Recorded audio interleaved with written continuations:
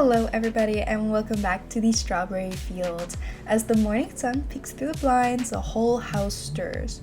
Kaori and Toki are up first, they're groggily brushing their hair with questionable effort, while Sota triumphantly zips up his backpack and he's ready to head out to 8th grade. Meanwhile, Miyu's got other plans. She gives Jordan that look from across the kitchen. You know the one. And before you can say breakfast, they're sneaking off for a little romantic moment that definitely delayed the cereal situation. But hey, we can't blame them. The kids head off to school, and it's time to get back into that usual quiet rhythm in the house. Jordan's practicing his cooking and mixology skills, while Miyu's off practicing the piano. And in between all of the hustle and bustle, it's time to prep. For what? Sota's birthday bash. It's slowly taking shape. The balloons, the music, the good fruit punch, it's all coming together. The vibe is warm, the house is bustling. Even Kim comes by to help out. Well, he actually came by to go work out, but oopsies. It seems we made plans and forgot about it. But Akihiro texts us all of a sudden. He's like, Miyu, I really like you. I want this to be more. And Miyu's like, oh, I agree, Akihiro, but there's only so much we can do. Anyways, it's time to get ready for this birthday as the kids get ready to come back home.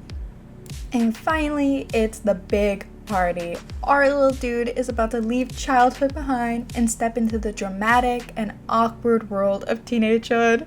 The house is buzzing with excitement and lots of frosting.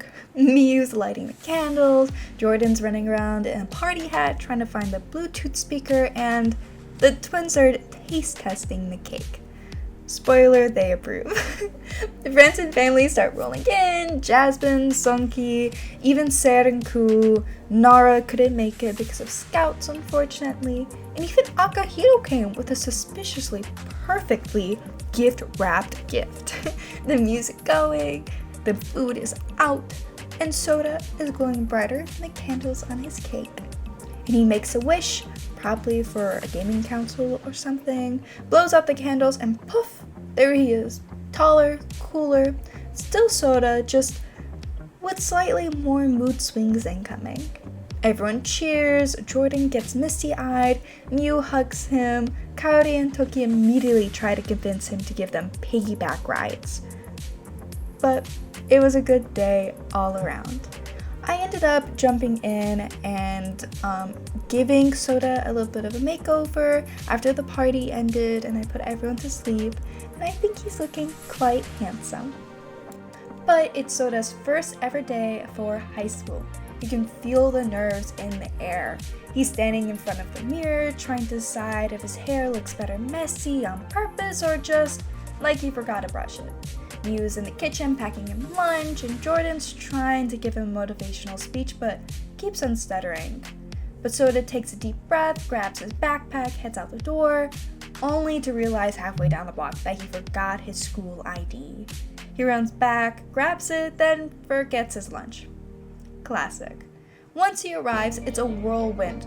Locker slamming, bell rings. He tries to be cool but ends up walking into the wrong classroom twice.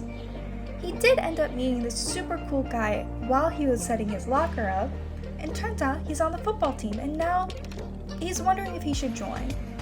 But then he gets hit in the head with a rogue flyer for drama club. Maybe that's a sign. But by lunch, he found one quiet corner and one kid who also likes comics. I think her name's Holly, and she seems pretty cute. And as he's trying to get a snack, he ended up finding the one vending machine that just eats the simoleon and doesn't really give you anything back. But all around, it was a very fun and rather chaotic first day of high school. But after school, a girl from his biology class named Ruben, who's effortlessly cool and pretty ethereal, asked him to hang out at her house. He said sure, of course. They walked together through the neighborhood, awkward at first, with Sota doing 80% of the talking, which was mostly just nervous rambling about video games and how frogs have 2 sets of eyelids. Ruben listens with a little smile that somehow makes Sota forget how to form words halfway through a sentence. But they sit down on the couch doing some homework, both pretending that it was normal. Everything was chill. There's some gentle teasing, and at one point, their hands brush against each other while reaching for the same pencil, and Sota definitely short-circuited for a moment. She put on some lo-fi music, and they finish the homework, and they start walking out. And she says, "See you tomorrow." And Sota, cool as over, said, "Yeah, totally. Every tomorrow forever." What? Anyways, he just runs home, basically floating actually. And Miu sees the look on his face and kind of raises an eyebrow, and Jordan asks if he's okay, and Soda's like, "Yeah, I'm fine." But in his room, he flopped onto that bed, face buried in a pillow, and let out one big, goofy sigh. He might be in so much trouble, but the good kind. It's okay. And it's Love Day morning. Jordan is up, humming a happy little tune as he's making heart-shaped pancakes for the family. He sets the table up with flowers. The kids are already up, brushing sleep out of their eyes. Sota is in a rush to pack a Valentine's for Ruben that definitely has way too many hearts on it. And Kaori and Toki are busy giggling about giving their class crushes friendship bracelets. Meanwhile, Miu's just laying in bed, staring at the ceiling, hoping for an answer to come. But she's just kind of lost. Jordan serves everyone with a proud smile and tells Miu, "I hope today feels as special to you as you are to me." And Miu just forces a smile, the kind that hides a million thoughts behind it. She's a little distant and quiet and not dancing to Jordan's love song anymore. The kids head out to school, and Jordan takes Miu out on a cute coffee date, hoping maybe that'll cheer her up, but he's trying his best to ignore her distance and act as if everything's okay. And he kisses her on the cheek, and Miu lets it happen. But, well, it's complicated. It's supposed to be a cute, cozy, love day. Jordan's all hopeful, and Miu, well, she has the serious "we need to talk" look. She sits him down and she says, "Jordan, I don't think I love you anymore." And just like that, Jordan just blinks and he's lost in thought. He's like, "What?" And then Miu adds, "I'm still seeing Akahito." And just like that, the music screeches in his imagination. A plate shatters somewhere in the distance, and Jordan is just, "What do you mean?" There's a mixture of anger and hopelessness, and all he can ask is why. And Miu explains that she tried, how she wanted it to work, how it's not him, it's everything. And the quiet truth seeps between them, awkward and honest like an uninvited dinner guest, and the long silence just breaks with anger. Jordan insists that they can keep working on it, but Miu has already given up. Miu has no more energy to try. And Jordan storms off, heading to work, or at least hoping he can pick a shift up, and Miu, heartbroken that there really is nothing left to do, goes to Akahito, and the only form of comfort she really knows. Don't get Miu wrong though, it's great. The spark, the energy, everything is alive with Akahito. She can sit and watch romance films with him, and he loves it. He loves rubbing her back, he loves braiding her hair, he loves talking with her, and he's okay with having this open relationship. He wants to be poly with her. He wants to be with every part of her, while Jordan only wanted the housewife aspect that Miu most definitely isn't. So they both get ready for the Spice Festival. They head out, do the spicy challenge, the spicy curry challenge, and even start flirting with the live statue person. And it's okay. And, well, in the morning, Miu's home, waiting for Jordan, and there's nothing much to say as the kids work on their skills, and she's lost in thought. What is there for her to do?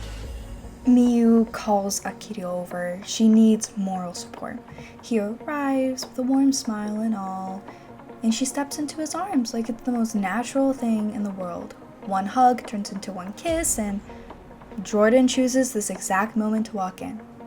Jordan freezes, Miyu freezes. Akihito doesn't freeze because he knows he's that guy now. Jordan just shouts, "Seriously, Miyu?" And just like that, as if she was practicing for weeks, Miyu says, "Jordan, I want a divorce." Boom. Jordan's voice cracks, his heart breaks, and all he says is, "After everything we built." And by lunchtime, the divorce papers are signed, and Jordan sulks. But Miyu, she's finally able to breathe. Akihito offers to help clean up the emotional debris and also the coffee cups left around the apartment. It's not perfect, but that's how it goes. And Sota, now even more confused about what his family situation is like, sees Ruben from across the street. He asks her, "Can we please hang out? I need to get away from here." And she agrees, and they head out to Central Park. Sota tries to play it chill. They swing, they laugh. Sota almost falls off once trying to show how high he can go, and Ruben giggles, tells him not to die before prom season. They grab hot cocoa, Sota pays, of course, and Ruben offers to get the next one. Is this flirting? That's a mystery we'll have to find out. They sit in the jungle gym and just talk about homework, school, friends, all of that, about dreams for the future. Ruben wants to travel, and Sota wants to maybe write music. She says that's cool, and his ears go pink. Eventually, as the sun sets, the air gets crisp, and they say goodbye, and that we're both pretending this is totally casual, but kind of secretly special. Sota walks home, smiling to himself. A great distraction for what just happened at home. There's no labels, no pressure, just two teens, a park, and the kind of quiet, kind of day that you'll always remember. As Sota walks in, he sees his dad, crying, eating chocolates away, and just smashes back at him. Part of him wishes he never came back. There's no food, so he has to get something for his little sisters, so some pizza. It works out, who doesn't like pizza? Just like that, Sota has to tuck his little girls into bed. They're his little girls now. Who else can take care of them when there's only really heartbreak in the house? I hope you guys liked this episode.